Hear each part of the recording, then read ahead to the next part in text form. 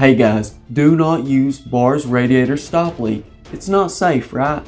Well, we tested and reviewed this product thoroughly to find out if all the myths are true. It can destroy your engine, clogging the coolant passages inside. But after checking the video out, see for yourself. You'll be able to tell that yes, it does make a difference to help seal the coolant leak inside the engine, but unfortunately doesn't stop it entirely. So yes, you could have a bad coolant leak, and yes, you may be able to stop the coolant leak with a radiator stop leak. I will say this, there's no guarantee either way, and even if you're capable of stopping the coolant leak, guess what? Say you drive 50 miles every 2 days to work and you realize that you're using a little bit of coolant, and so you say, well, I want to add this coolant in 2 days because that's when I'll need more. That's not going to work because the amount you need could change. You can't really depend on the actual seal of the stop leak. It's not going to stay the exact same the whole time. Or say you do stop the leak, but guess what?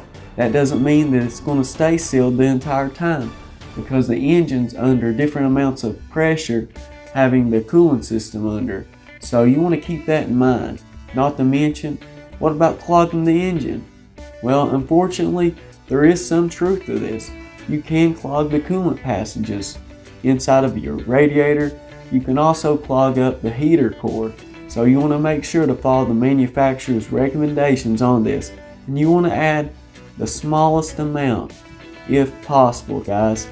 Make sure you do this.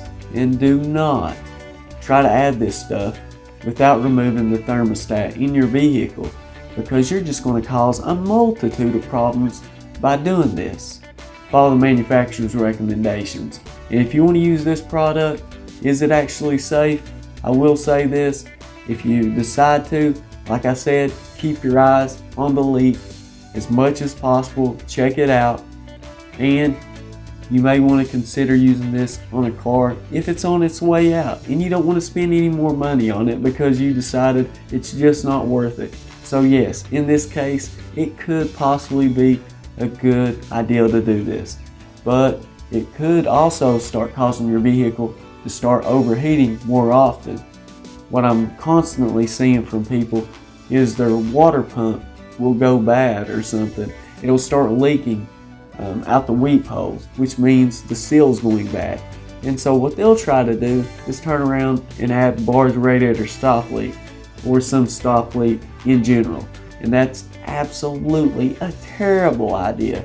Guys, please do not do this. If you want an actual less expensive fix, what you could do is get a plastic welder. You can order them online for about 15 bucks and fusion weld this.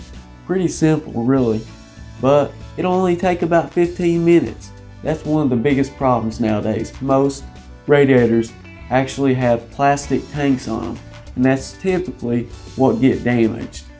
Now what actually happens is when people are using these plastic welders, yes, it only takes a couple of minutes, but what I recommend is actually getting a little practice in, do a few practice welds before you decide to weld up your radiator.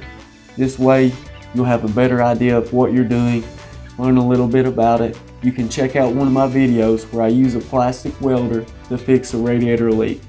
So guys, I can't say this enough.